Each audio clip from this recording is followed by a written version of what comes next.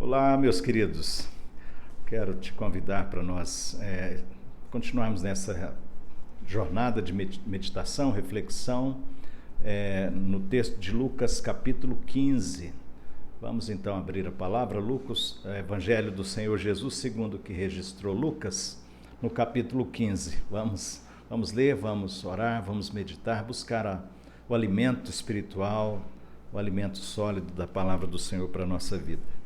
Nos diz então aqui Lucas capítulo 15, nós vamos ler hoje dos versículos aqui 11 a 24. Então, nos diz que Jesus continuou: um homem tinha 2 filhos. O filho mais jovem disse ao pai: quero a minha parte da herança, e o pai dividiu seus bens entre os filhos. Alguns dias depois, o filho mais jovem arrumou suas coisas e se mudou para uma terra distante, onde desperdiçou tudo o que tinha por viver de forma desregrada. Quando seu dinheiro acabou, uma grande fome se espalhou pela terra e ele começou a passar necessidade. Convenceu um fazendeiro da região a empregá-lo, e esse homem mandou a seus campos para cuidar dos porcos. Embora quisesse saciar a fome com as vagens dadas aos porcos, ninguém lhe dava coisa alguma. Quando finalmente caiu em si, disse: até os empregados de meu pai têm comida de sobra e eu estou aqui morrendo de fome. Vou retornar à casa de meu pai e dizer: Pai, pequei contra o céu e contra o Senhor, e não sou mais digno de ser chamado seu filho. Por favor, trate-me como seu empregado. Então voltou para a casa de seu pai. Quando ele ainda estava longe, seu pai o viu, cheio de compaixão. Correu para o filho, o abraçou e o beijou. O filho disse: Pai, pequei contra o céu e contra o Senhor, e não sou digno de ser chamado de seu filho.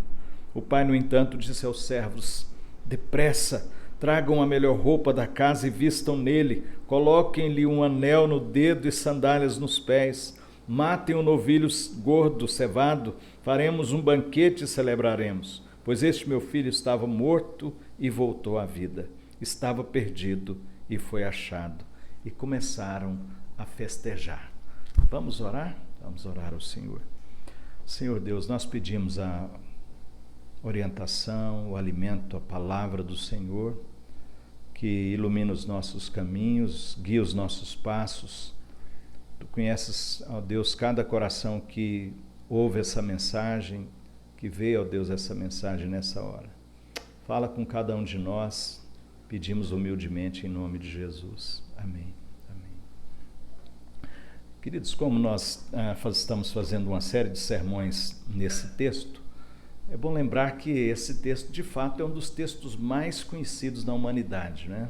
Principalmente essa última parte do Evangelho de Lucas, capítulo 15, das 3 parábolas que Jesus contou para exortar os escribas e fariseus em relação ao que Deus estava fazendo na pessoa de Jesus, ao receber pecadores que vinham para ouvi-lo, e Jesus então os acolhia, os recebia, comia com eles, e os fariseus ficaram chocados, escandalizados.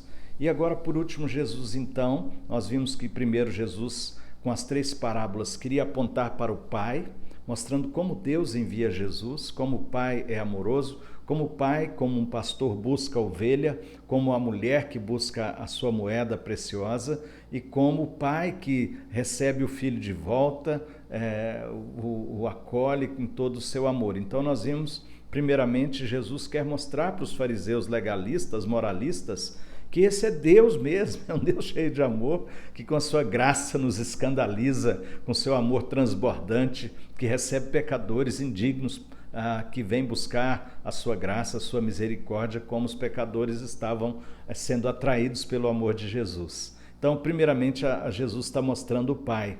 Depois vimos sim que as 3 parábolas também apontam justamente para os fariseus e para os escribas, que justamente sendo religiosos, deveriam ser os pastores que buscavam as ovelhas perdidas, que procuravam a moeda perdida e, portanto, ao contrário, eles se tornaram como o irmão mais velho do filho pródigo. Então, o irmão mais velho, apontado na parábola, nós vimos então na sequência das mensagens, que representa os fariseus legalistas, pessoas que precisam ser libertas do moralismo, para serem pessoas de fato de Deus, que amam, que servem a Deus, que obedecem, que não quebram a lei de Deus, que servem a Deus com amor, mas que não perdem a alegria de viver. Agora nós estamos diante dessa belíssima parábola, esta que é conhecida realmente no mundo inteiro, a parábola do filho pródigo. Do filho mais novo que chega diante do pai e pede a parte da herança que era totalmente contra a lei, ele quebra completamente a lei, ele toma a herança de forma precipitada e sai para gastar sua vida. E ele se perde completamente, gastando dinheiro com meretrizes, gastando dinheiro com uma vida realmente dissoluta, e ele vai se perdendo com todo esse brilho desse mundo que o assediou, que o envolveu e que ele se entregou, abandonando a casa do pai, a alegria do pai, a saúde, a vida da presença do pai. E ele vai se arrebentando, vai se machucando, vai se ferindo. Os falsos amigos vão embora quando o dinheiro acaba. Não tem quem possa socorrê-lo, não tem uma pessoa sequer para socorrê-lo na hora mais difícil, porque dinheiro e tudo pode trazer pessoas para perto de nós, mas só quando estamos com esse dinheiro. Agora ele está sozinho, não tem um emprego, não tem como sobreviver, e nos diz então que ele cai em si, profundamente quebrantado.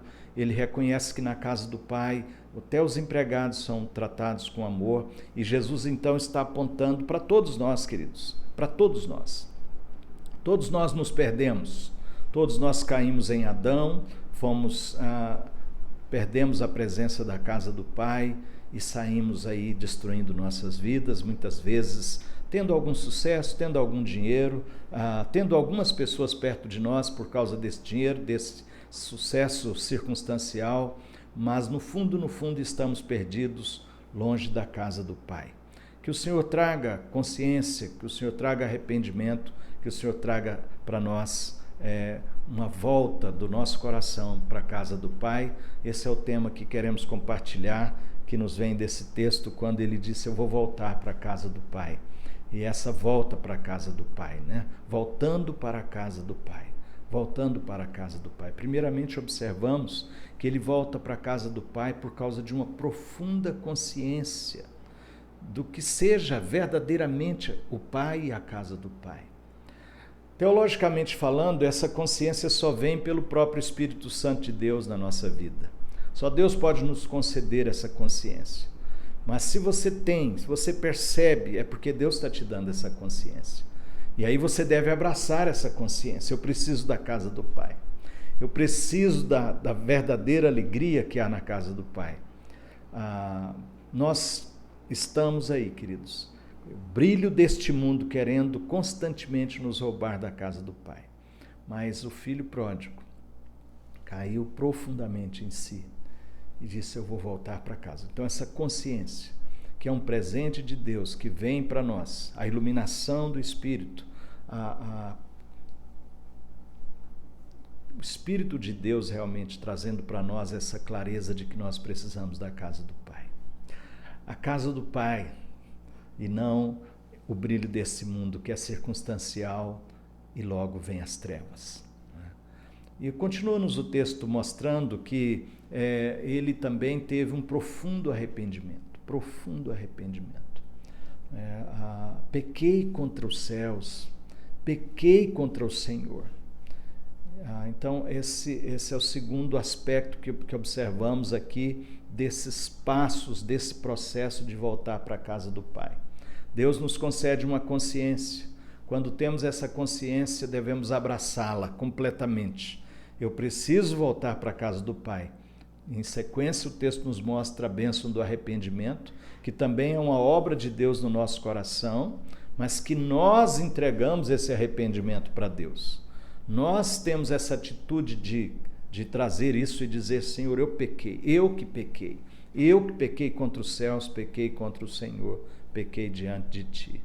Então, os pecadores estão vindo conversar com Jesus. Eles querem ouvir Jesus, eles querem conhecer Jesus. E os fariseus entram em crise. Jesus diz que é porque, em outras palavras, não é que Jesus disse, mas observamos, né, que esta atração da presença da pessoa de Jesus, trazendo uma operação no coração daquelas pessoas, e elas, então, buscando a presença de Cristo, muitas delas com o coração arrependido, com o coração quebrantado, como aqui encontramos o filho pródigo, né? Pequei contra os céus, pequei contra o Senhor, não sou digno sequer de ser chamado teu filho. Arrependimento, arrependei-vos porque está próximo o reino dos céus. Arrependa-se, quebrante seu coração, busque o Senhor, abandone o pecado que está destruindo sua vida, abandone as falsas luzes, abandone também a escuridão, a opressão, a depressão, abandone esse caminho de perdição. Volte-se para o Pai. O Espírito Santo está falando ao seu coração. Deus está agindo na sua vida, te dando consciência que você está longe do Pai e te chamando ao arrependimento, arrependimento sincero, arrependimento profundo, arrependimento que nos traz quebrantados aos pés do nosso Pai. E por último, nós observamos no texto que ele tomou atitude. Além de se arrepender, de se quebrantar, eu vou voltar. E começou então a dar passos concretos, até que o pai o viu, correu, abraçou, beijou, porque ele tomou uma atitude. Também afirmamos, como teólogos reformados, que toda atitude que temos nessa perspectiva é porque Deus está agindo na nossa vida. O Espírito Santo está agindo em nós, mas nós sim temos atitudes. Essas atitudes são, então, reflexo da graça, resposta do nosso coração diante da graça de Deus, né? de dar passos concretos em direção a uma vida que caminha para a casa do Pai. Vou buscar a Deus, vou buscar o Pai, eu quero estar na presença do Pai, em nome de Jesus. Então, quais são as atitudes que você precisa tomar? O filho pródigo tomou as suas atitudes. Quebrantado, correu, de longe o pai o avistou, o abraçou, beijou e mandou fazer a festa, porque o filho que estava perdido foi achado. É isso que Jesus está dizendo, há constantes festas nos céus, porque os filhos estão voltando para a casa do Pai. Hoje é um dia especial na minha vida e na sua vida, dia de voltarmos para a casa do Pai, dia de tomarmos atitude, porque a graça está nos visitando, com base na graça, pela força da graça, pelo poder, pela operação do Espírito Santo, tomamos atitudes firmadas nessa graça, em direção ao coração do Pai, à casa do Pai, em nome de Jesus. Quais são as implicações, as aplicações desse texto para a nossa vida? Veja bem, meu querido, minha querida, há muitas luzes neste mundo nos atraindo, nos roubando da presença do Pai. Mesmo nós que estamos na casa do Pai, mesmo nós que estamos dentro da igreja, somos constantemente seduzidos pelas luzes deste mundo. Eu quero a minha herança, eu quero ir para essas luzes, para esses brilhos, eu quero viver isso, eu quero viver essa alegria, essa paixão, eu quero viver estas experiências, e nós muitas vezes abandonamos a casa do Pai. Essa é uma lição muito forte, porque todos nós, na verdade, em Adão, caímos em pecado e ficamos perdidos longe da casa do Pai. Mas essa parábola tão conhecida vem renovar esta profunda graça de Deus, que nos concede, então, esta consciência pela aplicação do Evangelho, da Boa Nova, que o Pai está recebendo pecadores, que o Pai está recebendo os filhos que se voltam arrependidos, quebrantados, com atitudes profundas, verdadeiras e concretas. Assim, então, somos levados a esta segunda aplicação que precisamos ter, que é a aplicação do arrependimento. Nós precisamos de arrependimento. Admitir que o brilho deste mundo muitas vezes tem nos enganado que as paixões, a luxúria, os convites de tantos caminhos tortos têm feito com que o nosso coração seja roubado da casa do Pai. Muita gente dentro da igreja, mesmo dentro da igreja, tendo o coração envolvido com as luzes deste mundo. Nós todos somos tentados, queridos, na verdade. O pastor é tentado, você é tentado a ser seduzido pelas luzes deste mundo para abandonar o coração e a casa do Pai. Deixa eu dizer uma coisa para você muito importante desse texto. A casa do Pai tem essa alegria perene, estável, rica, saudável. Havia festa, havia dança, mas não é a dança do mundo. Nós precisamos, como falávamos, o irmão do filho pródigo, moralista, o filho pródigo liberal, né? Totalmente libertino, totalmente buscando os prazeres do mundo. Deus tem um equilíbrio para nós, a casa do Pai, com a saúde do Pai, com alegria, com danças, com festa. Esse é o cristianismo que nós precisamos viver. O moralismo não é o caminho. A religiosidade cheia de regras, de prisões, de amarras, não é o caminho. A singeleza, a beleza, a pureza da casa do Pai, com danças, com alegria, esse é o cristianismo proposto para o Evangelho, que nos convida então a esse arrependimento, a essa volta, a estas atitudes, para que, voltando para o Pai, possamos celebrar a vida. A singeleza, a simplicidade da vida dos irmãos, da comunidade da fé, da família, que você não se engane. O brilho deste mundo, que fica o inferno querendo propor um prazer, que lá fora tem mais prazer, lá fora a dança é melhor, lá fora a alegria é maior, lá fora o prazer é maior. Tudo isso é uma mentira do inferno. Mas ao mesmo tempo é preciso que você tenha consciência e ter atitudes concretas para viver a simplicidade da casa do Pai. As danças puras da casa do Pai.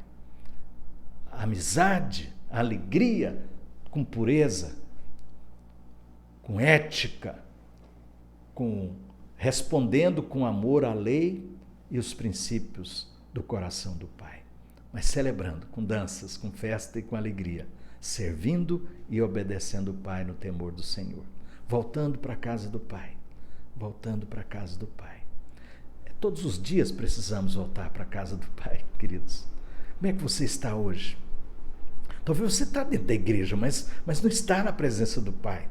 Talvez você está até cantando os cânticos, mas o seu coração não está diante do Pai. Tome decisões nessa hora. O Espírito Santo está falando com você. Tem uma mente transformada, um coração profundamente arrependido e passos ligeiros correndo para casa e para os braços do Pai. Vamos nos congregar, vamos nos reunir, vamos celebrar com alegria a vida cristã, a vida na presença do Pai, voltando para a casa do Pai. Até que um dia, queridos, como muitos crentes, quando estão à beira da morte, estão apenas dizendo: estou voltando para a casa do Pai. Como o presbítero Domingos, da Igreja Maranata, um presbítero muito querido, que estava tão triste, muito triste perto da sua morte, mas naquele último momento que eu entrei ali na UTI, a Dr. Marcelo estava do meu lado, ainda está na Maranata, Dr. Marcelo, ele estava do meu lado e de repente o senhor Domingos abriu os olhos, uma expressão totalmente nova, os olhos tão vivos. Diz: pastor, estou voltando para a casa do Pai. Estou voltando para a casa do Pai. A gente precisa voltar hoje, caminhar com o Pai, com a igreja, com os irmãos e nos preparar para estarmos eternamente na casa do Pai. O Senhor te abençoe, em nome de Jesus. Vamos orar? Nosso coração é enganoso, Senhor. Muitas vezes ele cede ao brilho desse mundo. E muitas vezes estando caminhando com o Senhor, mas o nosso coração está longe da tua casa. Hoje falaste ao nosso coração, queremos voltar para a tua presença, queremos voltar para o teu coração, para a casa do Pai.